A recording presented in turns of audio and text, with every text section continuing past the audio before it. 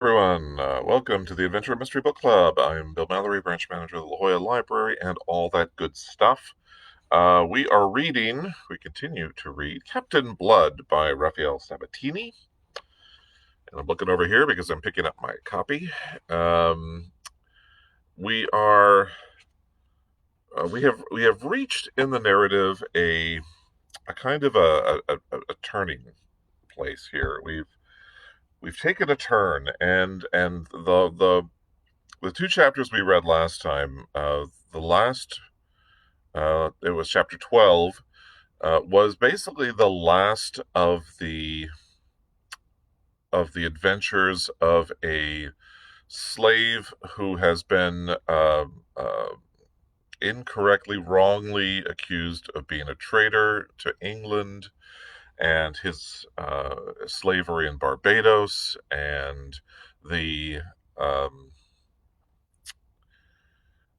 all of this has and his efforts to escape, and along with all the other men who were a part of this plantation, and and so they've finally commandeered this Spanish pirate ship. They have overcome the treachery of Don Diego, who was the former captain, and there was a little part in there, which I just want to emphasize that uh, you might remember that one of the things that Captain Blood did to secure the cooperation of Don Diego's son in letting them basically telling the admiral of the fleet after he had taken them fooled them, tricked them into going to Hispaniola rather than to a Dutch settlement that he had intended to go to. The way that they got out of it was to coerce Don Diego's son to go with him and speak to the admiral, and let the admiral, know that, oh, everything's fine with the ship. Oh, it's no big deal. Everything's great. There's not a big deal. We're just going to go. This is my friend, Captain Blood. He's going to go and sail the ship.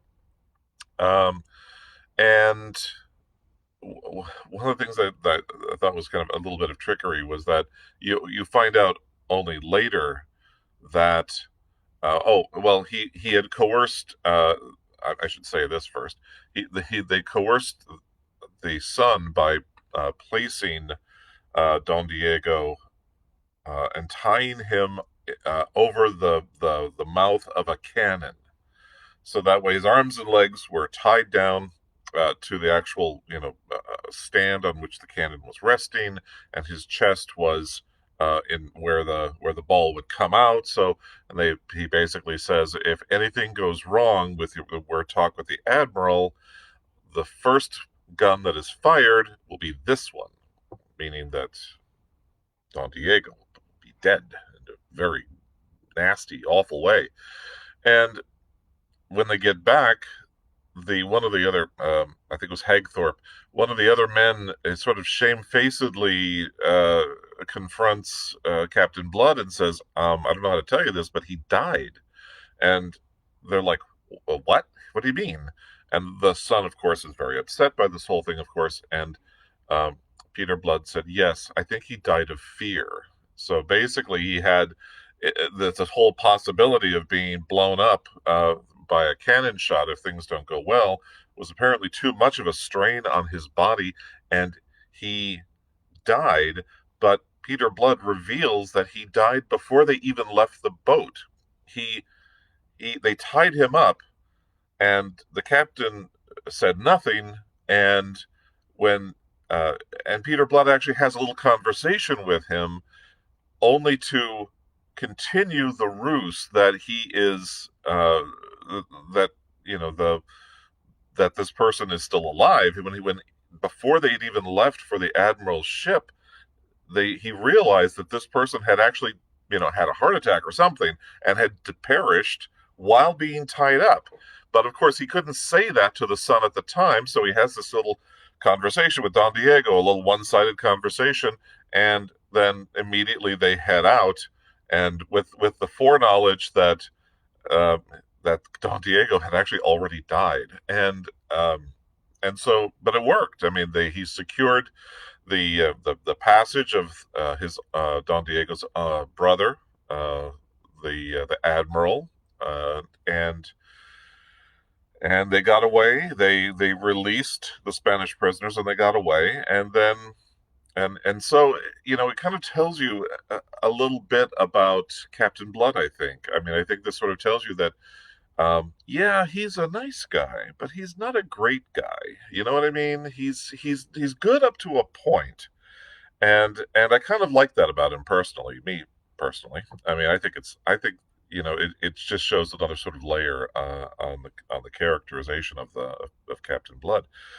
Um, and so that's how chapter 12 ends, and then we kind of reach when we go to chapter 13. The author uh, goes into a very long discussion about how they basically all the men just decided that since this was the company that they were in and this was the position they were at and they had no other place to go without being again branded as traitors, they just decided to become buccaneers, privateers, or well, not really privateers, but brethren of the coast is the phrase that they use a lot.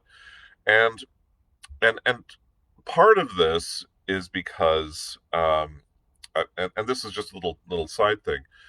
Uh, the many of the stories, many parts of Captain Blood were actually um, short stories, smaller stories that were under the heading of Brethren of the Coast.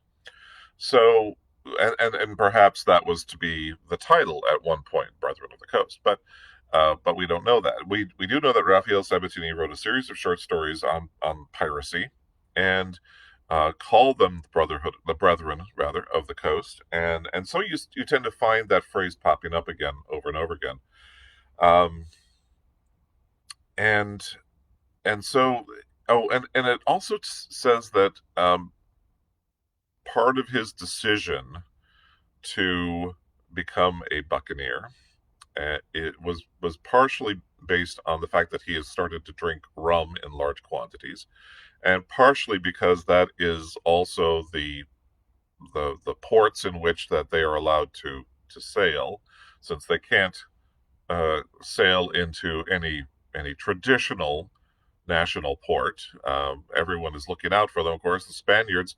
Uh, he gets word that the Don Diego's brother is looking for him, of course, for obvious reasons, because he stole the ship, and because he fooled the nephew, and because uh, Don Diego himself perished while in his captivity, and um, and then of course they're all considered traitors to England, which is why they were taken and made slaves in the first place. So they can't go to England. Maybe they could go to France, or maybe that's why Captain Blood was originally looking to go to a Dutch settlement, hoping that they were because he had been a mercenary, a soldier for Dutch forces in his prior life before he decided to settle down. See how well that worked out. Um, and and so he they write up these articles, they write up the shares that get sent out to everyone, and they become an official uh, group of buccaneers, renaming the ship instead of the Cinco Llagos, which is what it was called originally. It is now called the Arabella, after Arabella Bishop, the woman that he knew at the plantation, who was kind and who was beautiful, and she was just nice to him, and especially towards the end, of course, and and it really bothers him that she would think now that he had turned to this man, this sort of somewhat straightforward, honest man, and now he will be seen as a buccaneer. Now he will be seen as a rogue and a bandit, and it really bothers him that that her opinion of him will now change. And even so, even as they write up these articles, and dividing up the loot amongst all the men, he also lets them know that he's not going to put up with any of the stuff that he saw when the Spanish pirates were attacking Bridgetown in Barbados. There's not going to be any random murdering and any other sort of shenanigans that pirates. And again, they don't really talk about it because it's the time, but they do sort of reference that Peter Blood saw horrible things happening that the pirates were doing to and with the people while they were sacking Bridgetown. And so rather than repeat that, he says, we're going to be pirates, but we're not going to be that kind of pirate. We're going to be the kind of pirate that treats people fairly and does not necessarily do anything against someone else. We're here to fight the Spanish. We're here to have these sort of adventures against specific people, but we're not going to pillage. We're not going to loot. We're not going to do anything of that kind of stuff. We're only attacking a specific kind of ship. And so, and then they also say, and if you don't like it, you can go somewhere else. So that's nice too. So they add a whole bunch of new sailors to their group since they needed more people, choosing them very carefully and cautiously, and then he has this, and so he goes off and he has these raids and attacks various towns and attacks various ships, and I just want to point out at this particular juncture. Now, there were we're going to read Captain Blood, the story from beginning to end. After the story was finished, Rafeal Sabatini went back later on and wrote more Captain Blood stories. But they all fit within the time frame of this story, the book that we're reading now. So I just want you to keep it in mind that there are stories out there, the sequels to Captain Blood, that take place right here in this time frame. Okay, we're going to stop right here, and they just sort of take it as written that Peter Blood had a whole bunch of adventures, and then stuff happens, and then we go on with the rest of the story. And just keep in mind that those stories of what happened during this time frame are out there, and they don't really tell you how long it was. The sense of how long this took was very fuzzy, but it is a certain amount of time, and he was able to make this have these adventures, and this is the stuff that would come later on. So just something to remember that there is more out there after we are done with this story. And then at the very end, he is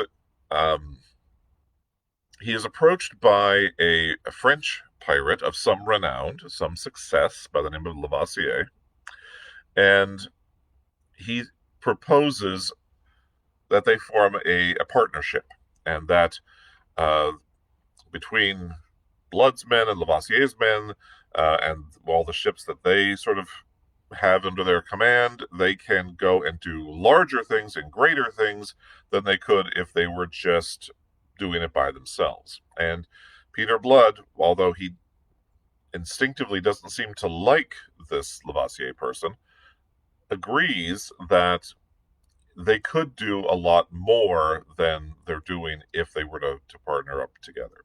So again, they write up these articles. It's all very bureaucratic, when they write up everything, and this is what our share of this is going to be, and this is what your share of this is going to be, and we're going to agree to meet if we get separated at a certain time, and there's all these penalties for doing things incorrectly, and it's very interesting. So that's where we're at. And that's where we ended, where we were introduced to the character of Lavoisier. And so, I'm probably pronouncing his name, by the way, wrong. I think it's probably Levasseur, but Lavoisier sounds better. Levasseur. So we're going to start today. We're going to read chapters 14 and 15. And chapter 14 is entitled Levasseur's Heroics. It would be somewhere about 10 o'clock on the following morning, a full hour before the time appointed for sailing, when a canoe brought up alongside La Foudre, and a half-caste Indian stepped out of her and went up the ladder. He was clad in drawers of hairy, untanned hide, and a red blanket served him for a cloak. He was the bearer of a folded scrap of paper for Captain Levasseur. The captain unfolded the letter, sadly soiled and crumpled by contact with the half-caste's person.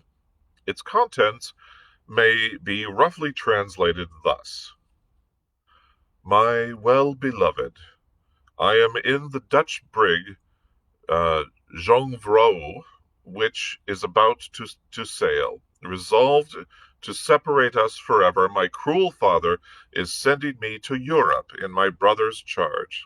I implore you, come to my rescue. Deliver me, my well-beloved hero, your desolated Madeline, who loves you.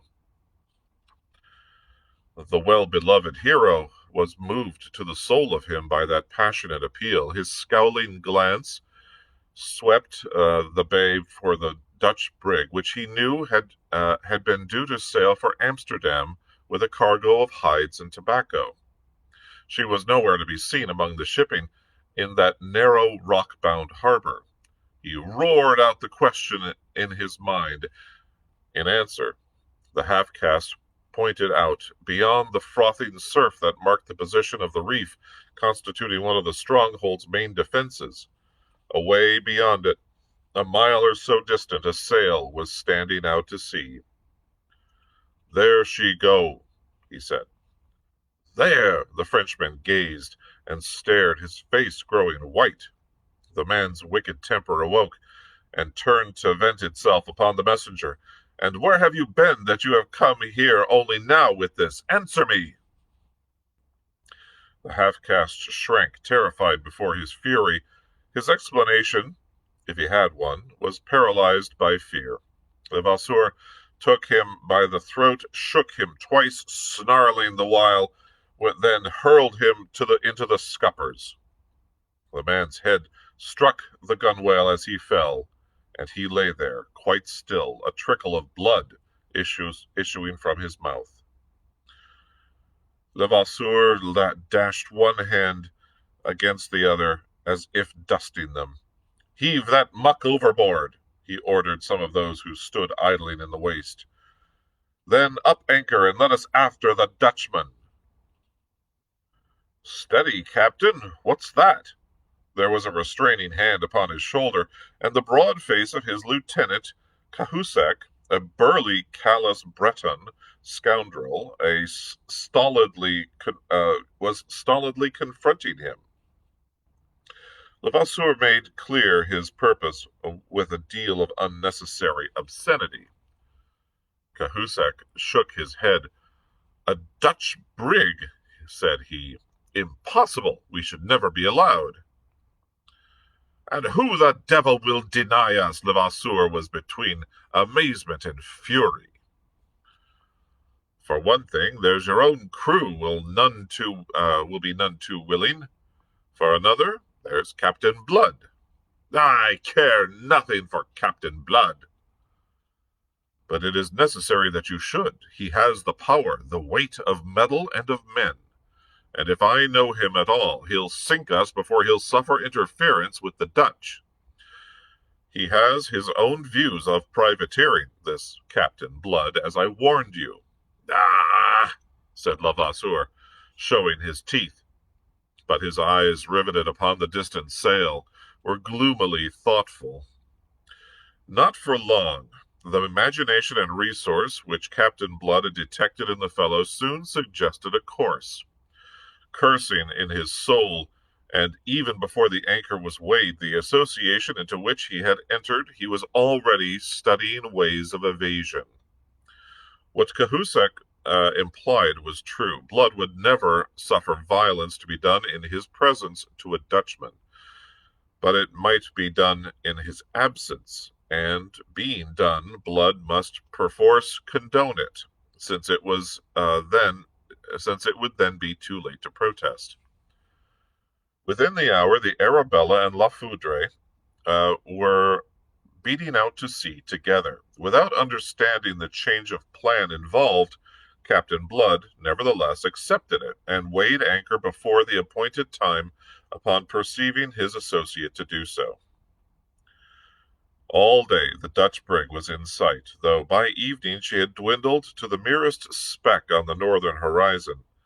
The course prescribed for Blood and Levasseur lay eastward along the northern shores of Hispaniola.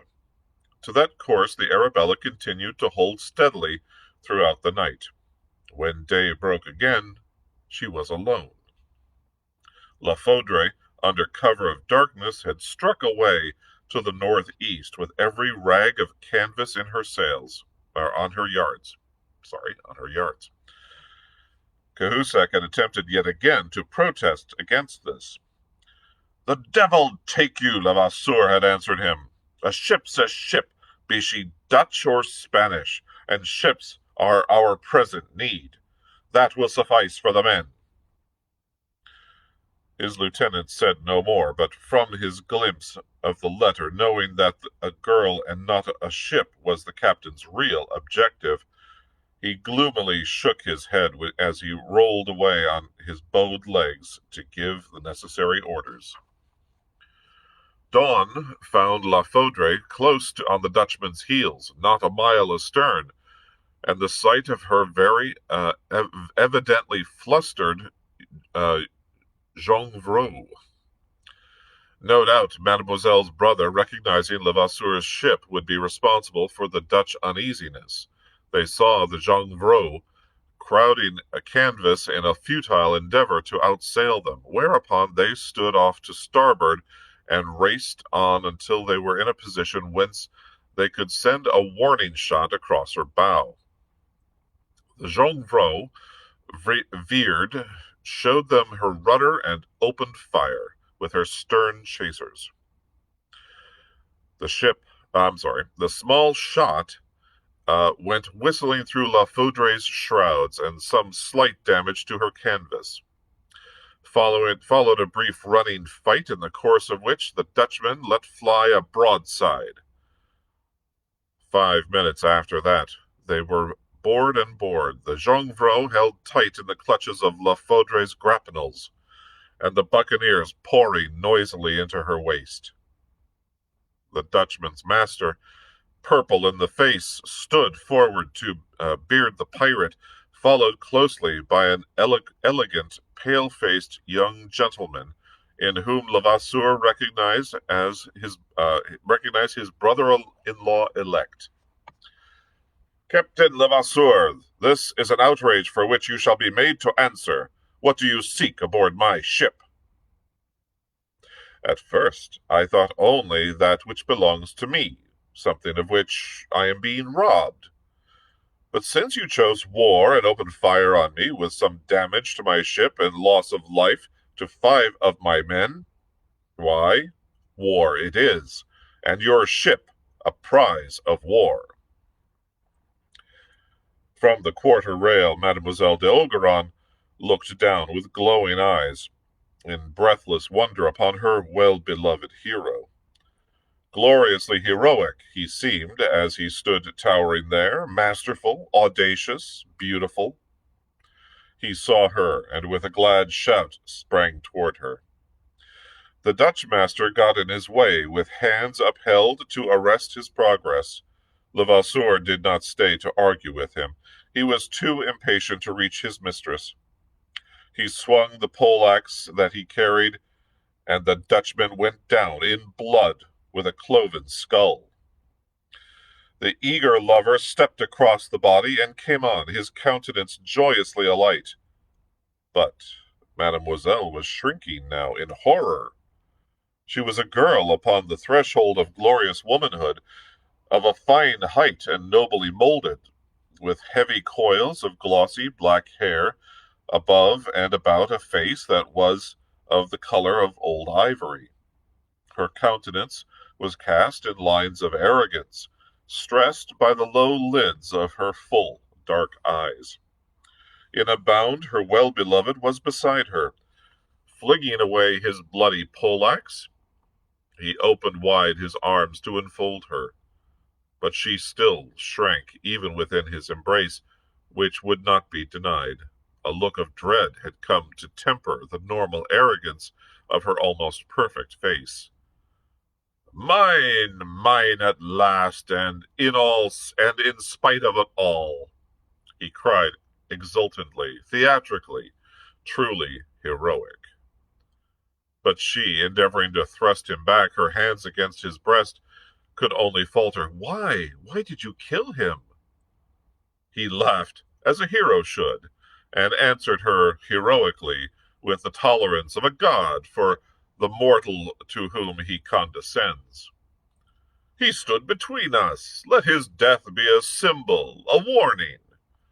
Let all who would stand between us mark it and beware. It was so splendidly terrific. The gesture of it was so broad and fine, and his magnetism so compelling, that she cast her silly tremors and yielded herself freely, intoxicated, to his fond embrace.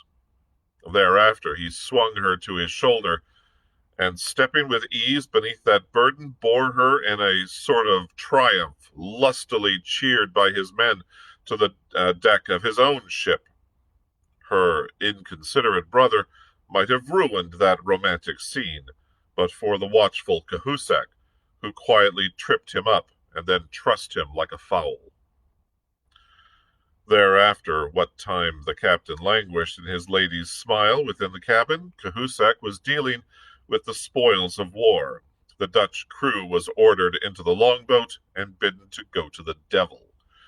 Fortunately, as they numbered fewer than 30, the longboat, though perilously overcrowded, could yet contain them. Next, Cahusac, having inspected the cargo, put a quartermaster and a score of men aboard the Jonquerot, and left her to follow La Foudre, which he now headed south for the Leeward Islands.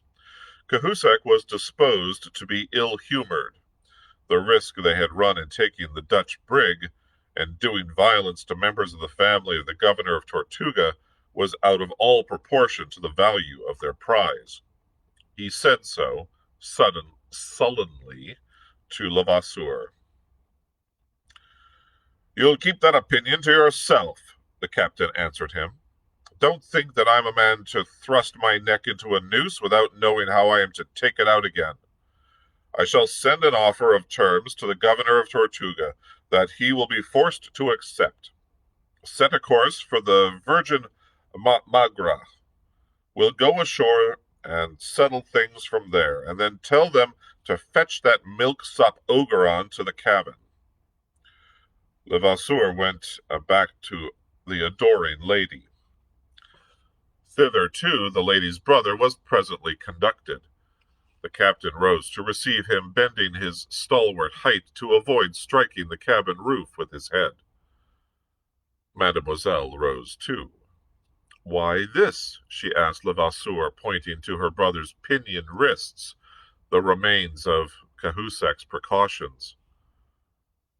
I deplore it, said he. I desire it to end. Let Monsieur de Ogeron give me his parole. I give you nothing, flashed the white-faced youth, who did not lack for spirit.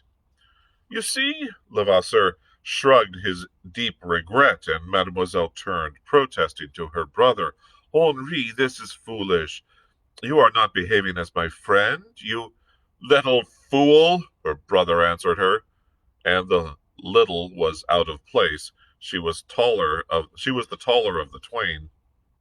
Little fool, do you think I should be acting as your friend to make terms with this blackguard pirate? Steady, my young cockerel. Levasseur laughed, but his laugh was not nice. Don't you perceive your wicked folly and the harm it has brought already? Lives have been lost, men have died, that this monster might overtake you. And don't you yet realize where you stand? In the power of this beast, of this cur, born in a kennel and bred in thieving and murder? He might have said more, but that Levasseur struck him across the mouth. Levasseur, you see, cared as little for another to hear the truth about himself. Mademoiselle suppressed a scream as the youth staggered back under the blow. He came to rest against a bulkhead and leaned there with bleeding lips. But his spirit was unquenched, and there was a ghastly smile on his white face as his eyes sought his sister's. You see, he said simply, he strikes a man whose hands are bound. The simple words, and, more than words, their tone of ineffable disdain, aroused the passion that never slumbered deeply in Levasseur. And what should you do, puppy, if your hands were unbound? He took his prisoner by the breast of his doublet and shook him. Answer me. What would you do? Tchah! You empty windbag! You... And then came a torrent of words unknown to Mademoiselle, yet of whose foulness her intentions made her conscious. With blenched cheeks, she stood by the cabin table and cried out to Levasseur to stop. To obey her, he opened the door and flung her brother through it. Put that rubbish under hatches until I call for it again, he roared and shut the door. Composing himself, he turned to the girl again with a deprecatory smile. I'm saying that wrong. But no smile answered him from her set face. She had seen her beloved hero's nature in curl papers, as it were, and she found the spectacle disgusting and terrifying. It recalled the brutal slaughter of the Dutch captain, and suddenly she realized that what her brother had just said of this man was no more than true. Fear, growing to panic, was written on her face as she stood there leaning for support against the table. Why, sweetheart, what is this? Levasseur moved towards her. She recoiled before him. There was a smile on his face, a glitter in his eyes that fetched her heart into her throat. He caught her as she reached the utmost limits of the cabin, seized her in his long arms, and pulled her to him. No, no, she panted. Yes, yes, he mocked her, and his mockery was the most terrible thing of all. He crushed her to him brutally, deliberately hurtful, because she resisted, and kissed her whilst she writhed in his embrace. Then, his passion mounting, he grew angry and stripped off the last rag of hero's mask that still may have hung upon his face. Little fool, did you not hear your brother say that you are in my power? Remember it, and remember that of your own free will you came. I'm not the man with whom a woman can play fast and loose, so get sense, my girl, and accept what you have invited. He kissed her again, almost contemptuously, and flung her off. No more scowls, he said. You'll be sorry else. Someone knocked. Cursing the interruption, Levasseur strode off to open. Cahusac stood before him. The Breton's face was grave. He came to report that they had sprung a leak between wind and water, the consequence of damage sustained from one of the Dutchman's shots. In alarm, Levasseur went off with him. The leakage was not serious so long as the weather kept fine, but should a storm overtake them, it might speedily become so. A man was slung overboard to make a partial stoppage with a sailcloth, and the pumps were got to work. Ahead of them, a low cloud showed on the horizon, which Cahusac pronounced one of the northernmost of the Virgin Islands. We must run for shelter there and careen her, said Levasseur. I do not trust this oppressive heat. A storm may catch us before we make land. A storm, or something else, said Cahusac, grimly. Have you noticed that? He pointed away to starboard. Levasseur looked and caught his breath. Two ships that, at the distance, seemed of considerable burden, were heading toward them some 5 miles away. "If they follow us, what is to happen?" demanded Cahusac. "We'll fight whether we're in case to do so or not," swore Levasseur. "Counsels of despair!" Cahusac was contemptuous. To mark it, he spat upon the deck. "This comes of going to sea with a lovesick madman. Now keep your temper, Captain, for the hands will be at the end of theirs if we have trouble as a result of this Dutchman business."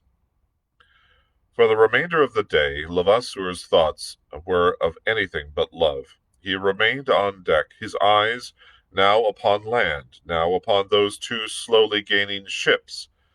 To run for the open could avail him nothing, and in his leaky condition would provide an additional danger. He must stand at bay and fight, and then, towards evening, when within 3 miles of shore, and when he was about to give the order to strip for battle, he almost fainted from relief to hear a voice from the crow's nest above announce that the larger of the two ships was the Arabella. Her companion was, presumably, a prize. But the pessimism of Cahusac abated nothing. "That is but the lesser evil," he growled. "What will Blood say about this Dutchman?" "Let him say what he pleases," Levasseur laughed in the immensity of his relief. "And what about the children of the governor of Tortuga?" "He must not know." "He'll come to know in the end." "Aye, but by then, morbleu, the matter will be settled. I shall have made my peace with the governor. I tell you, I know the way to compel Ogeron to come to terms." Presently the 4 vessels lay off to the northern coast of La Virgen Magra, a narrow little island, arid and treeless, some 12 miles by 3, uninhabited, save by birds and turtles, and unproductive of anything but salt, of which there were considerable ponds to the south. Levasseur put off in a boat accompanied by Cahusac and two other officers, and went to visit Captain Blood aboard the Arabella. "Our brief separation has been mighty profitable," was Captain Blood's greeting. "It's a busy morning we've both had." He was in high good humor as he led the way to the great cabin for a rendering of accounts. The tall ship that accompanied the Arabella was a Spanish vessel of 26 guns, the Santiago from Puerto Rico, with 120,000 weight of cacao, 40,000 pieces of 8, and the value of 10,000 more in jewels. A rich capture, of which 2/5 under the articles went to Levasseur and his crew. Of the money and jewels, a division was made on the spot. The cacao, it was agreed, should be taken to Tortuga to be sold. Then it was the turn of Levasseur. Black grew the brow of Captain Blood as the Frenchman's tale was unfolded. At the end, he roundly expressed his disapproval. The Dutch were a friendly people, whom it was a folly to alienate, particularly for so paltry a matter as these hides and tobacco, which at most would fetch a bare 20,000 pieces. But Levasseur answered him, as he had answered Cahusac, that a ship was a ship, and it was ships they needed against their projected enterprise. Perhaps, because things had gone well with him that day, Blood ended by shrugging the matter aside. Thereupon Levasseur proposed that the Arabella and her prize should return to Tortuga, there to unload the cacao and enlist the further adventurers that could now be shipped. Levasseur, meanwhile, would effect certain necessary repairs, and then proceeding south, await his admiral at Saltatudos, an island conveniently situated in latitude of 11 degrees 11 minutes north, for their enterprise against Maracaibo. To Levasseur's relief, Captain Blood not only agreed, but pronounced himself ready to set sail at once. No sooner had the Arabella departed than Levasseur brought his ships into the lagoon. and set his crew to work upon the erection of a temporary quarters ashore for himself, his men, and his enforced guests during the careening and repairing of La Foudre. At sunset that evening the wind freshened. It grew to a gale, and from that to such a hurricane that Levasseur was thankful to find himself ashore and his ships in safe shelter. He wondered a little how it might be faring with Captain Blood out there at the mercy of that terrible storm, but he did not permit concern to trouble him unduly. All right. Well, I think we're going to end it there. We're just going to end it on chapter 14 right now, only because this next chapter is longer than chapter 14, and I think that will take us well over the hour mark. I did kind of talk a lot at the beginning to kind of talk about the changes and the other things that were going on with the characters in the story. So we'll pick up again on Friday. I hope you can join me on Friday at 4 p.m. as we read chapter 15, and otherwise we'll find out what happened to Peter Blood. Well, how happened? What did he get caught in the storm on the way to Tortuga? I guess we'll see. Thank you very much for joining me today. I hope you're reading along on your own copy or on a copy that you may be seeing on Project Gutenberg. And we will see you in 2 days on Friday at 4 p.m. Thank you, everyone. Have a good day.